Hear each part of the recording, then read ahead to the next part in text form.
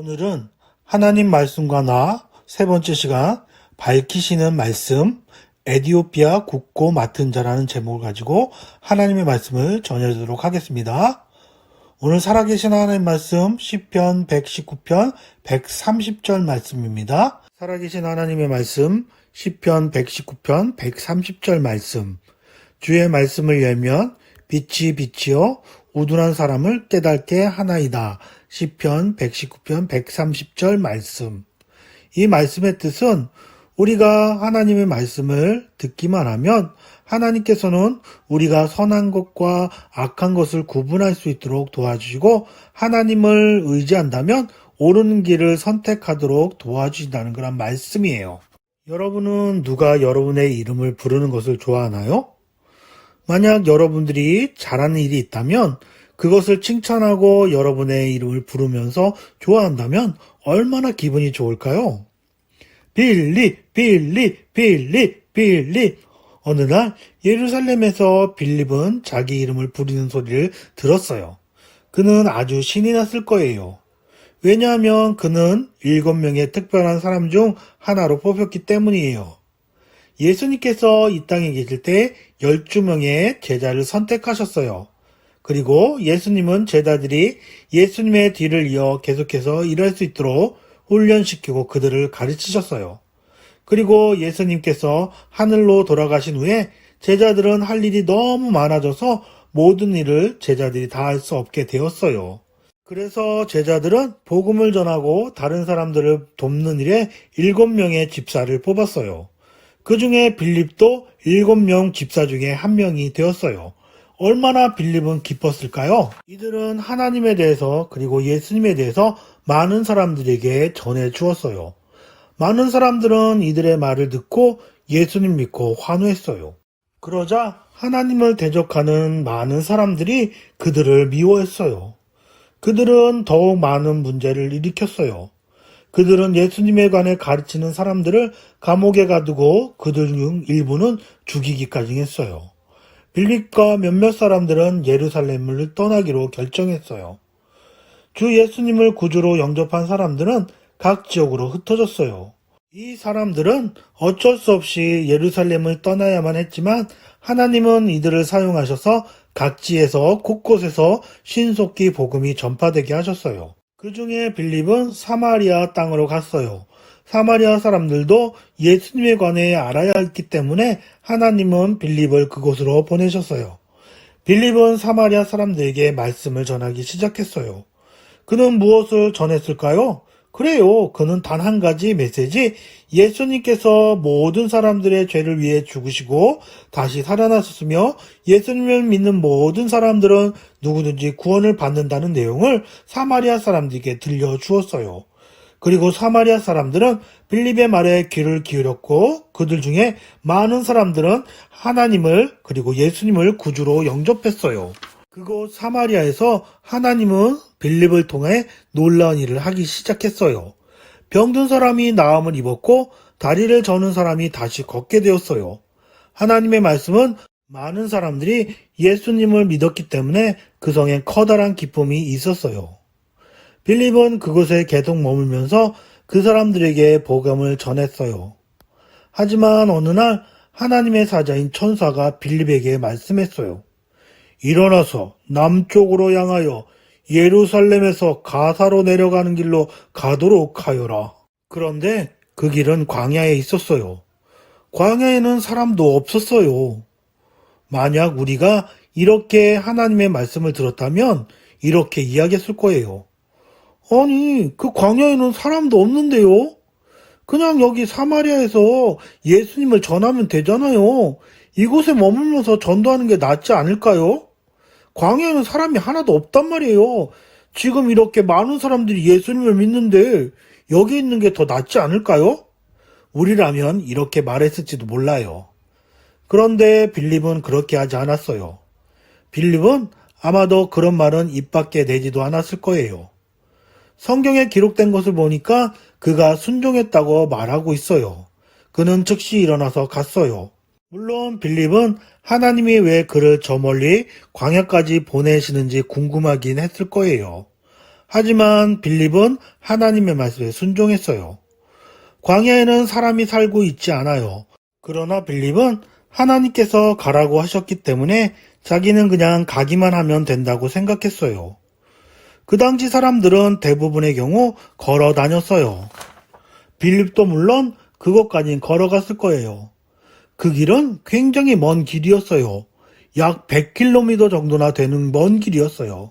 한편 빌립이 사마리아에서 주 예수님에 관해 바쁘게 전하고 있을 때 한 사람의 방문자가 예루살렘에 찾아왔어요. 그는 아주 먼 곳에서 왔어요. 그는 마차를 타고 아프리카의 에디오피아로부터 거의 1600km나 된 곳으로 온 것이었어요. 그가 하나님의 성전을 찾아온 것을 보면 그는 분명히 하나님에 관해서 배우고 싶었던 마음이 많았었던 것 같아요. 그는 에디오피아의 여왕을 섬기고 국고를 맡아서 그 나라의 모든 돈을 관리하는 사람이었어요. 그는 성전에서 많은 사람이 하나님의 성전에 있는 것을 보았어요. 그 사람은 제사장이 짐승의 제물을 제단에 드리는 것을 보았어요. 그는 사람들이 제물을 가지고 오는 것도 보았어요. 아마도 그는 사람들이 긴 기도를 드리는 것도 보았을 거예요. 하지만 그에게는 그의 죄를 위해 죽으시고 다시 살아나신 하나님의 아들이신 예수님에 관해 말해준 사람은 아무도 없었어요. 그 사람에게도 예수님이 필요했지만 아무도 그에게 예수님에 대해서 말해주는 사람은 없었어요. 그 사람도 죄인이기 때문에 그래요. 세상의 모든 사람들은 죄를 가지고 있어요. 죄는 하나님을 기쁘시게 하지 못하는 말과 생각과 행동들이에요. 미워하고 그리고 부모님의 말씀을 들으려 하지 않고 고집부리고 짜증내는 이 모든 것들이 바로 죄예요. 하나님의 말씀 로마서 6장 23절에는 죄의 삭은 사망이요 라고 말씀하고 있어요.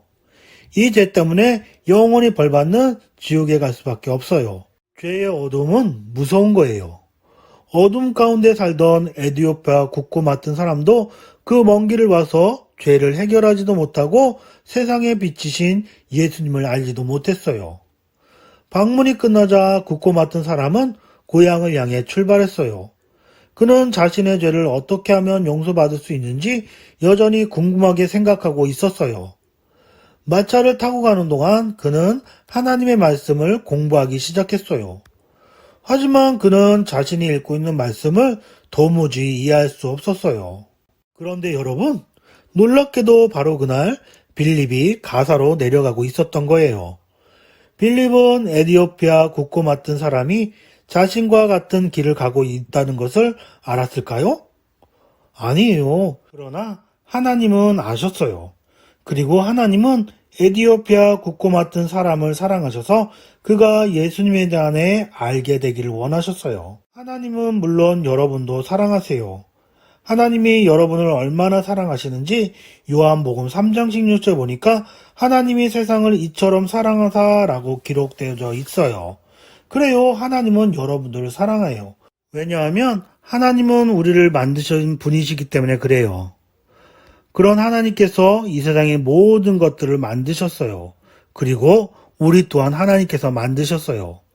그리고 하나님은 죄가 없으시고 완전하신 분이에요. 이 완전하신 하나님께서 우리 친구들과 함께 살길 원하셔서 아름다운 나라, 행복한 나라, 하늘나라, 천국을 만들어 놓으셨어요.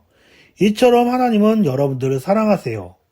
하나님은 에디오피아 국고 맡은 사람도 사랑하셔서 그가 예수님에 관해 알게 되기를 원하셨어요. 그래서 빌립을 보내신 거예요. 빌립이 하나님 말씀을 듣고 기꺼이 순종했기 때문에 성령님은 정확한 시간과 장소에 그를 보내실 수 있었어요. 빌립은 곧 마차를 보았고 에디오피아 국고 맡은 사람이 마차에 앉아 있는 것을 보았어요. 국고 맡은 사람은 길을 가면서 여전히 하나님의 말씀을 읽고 있었어요. 빌립이 마차로 가까이 갔을 때 하나님께서 빌립에게 말씀하셨어요. 저 마차로 가까이 나가도록 하여라. 빌립은 마차로 달려갔어요. 그 사람이 이사야의 두루마리 글을 읽고 있는 소리를 들었어요. 빌립은 그에게 말을 걸었어요. 읽는 것이 무엇인지 깨닫습니까? 그러자 국고 맡은 사람이 대답했어요. 기도하는 사람이 없는데 어찌 깨달을 수 있습니까? 그럼 제가 가르쳐 드리겠습니다. 빌립은 그 사람에게 다가가 그렇게 말하면서 그 사람이 읽은 성경에 대해서 해석해 주었어요. 하나님의 어린 양이신 예수님에 관해서 그 사람에게 말해 주었어요. 여러분, 여러분들도 여러분을 위해 예수님이 죽으셨다는 사실을 잘 알고 있나요? 하나님의 말씀 이사야 53장 5절에 보니까 그가 찔림은 우리의 허물 때문이요 그가 상함은 우리의 죄악 때문이라 그가 징계를 받음으로 우리는 평안을 누리고 그가 채찍을 맞음으로 우리는 나음을 입었도다 라고 말씀하고 있어요. 하나님의 아들인 예수님께서 우리가 지은 죄를 대신해서 십자가의 고통을 당하신 거예요. 아무런 죄가 없으신 예수님께서 그 끔찍한 십자가를 지시고 우리 대신 죽으신 거예요. 그리고 3일 만에 다시 살아나서 지금은 하늘나라 천국에서 우리를 위해서 기도하고 있어요. 누구든지 예수님을 믿고 마음에 모셔드리기만 하면 여러분의 모든 죄를 용서받고 하늘나라 천국에 갈 수 있어요. 굳고 맡은 사람은 완전하신 하나님의 아들이 자신의 죄를 대신해서 죽으시고 그분을 마음에 모셔드리기만 하면 자신의 죄가 용서받는다는 사실에 놀라워했어요. 예수님께서 하늘나라에 살아계셔서 그를 위하여 처소를 예비하신다는 말을 들은 그 마음은 기쁨으로 가득 찼어요. 그는 하나님의 말씀을 믿었어요. 오늘 말씀 기억하고 있죠? 시편 119편 130절 말씀. 주의 말씀을 열면 빛이 비치어 우둔한 사람들을 깨닫게 하나이다. 시편 119편 130절 말씀. 굳고 맡은 사람은 물어보고 싶은 말이 많이 있었어요. 물이 있는 곳으로 지나갈 때 그 사람은 갑자기 말했어요. 저기 물이 있으니 내가 세례받으면 어떻겠습니까? 그러자 빌립이 말했어요. 당신 마음이 온전히 예수님 믿으면 괜찮습니다. 그러자 그가 대답했어요.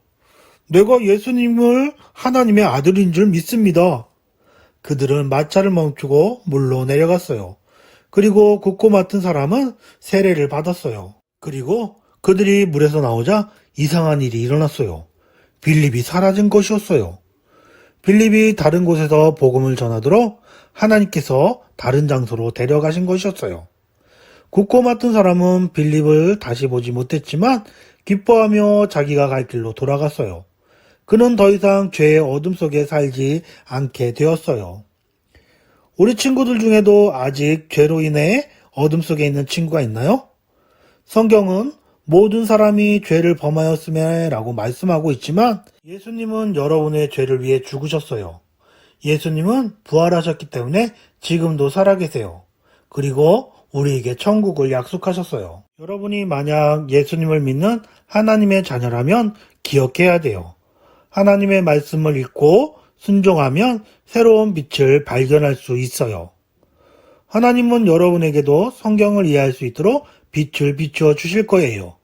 시편 119편 130절에는 주의 말씀을 열면 빛이 비치어 우둔한 사람들을 깨닫게 하나이다 라고 말씀하고 있어요. 하나님은 우리가 선한 것과 악한 것을 구분할 수 있도록 도와주시고 하나님을 의지한다면 옳은 길을 선택하도록 도와주실 거예요. 마지막으로 큰 소리 한번 해볼까요? 하나님의 말씀을 읽고 순종하면 새로운 빛을 발견할 수 있어요. 하나님의 말씀을 읽고 순종함으로써 새로운 빛을 발견하는 여러분들이길 바라요. 기도하겠습니다. 하나님 감사합니다. 우리에게 말씀을 선물로 주셔서 너무너무 감사합니다. 하나님의 말씀을 읽고 순종하면서 선한 것과 악한 것을 구분하며 하나님이 기뻐하는 길을 선택할 수 있도록 하나님 도와주세요. 예수님의 이름으로 기도합니다. 아멘.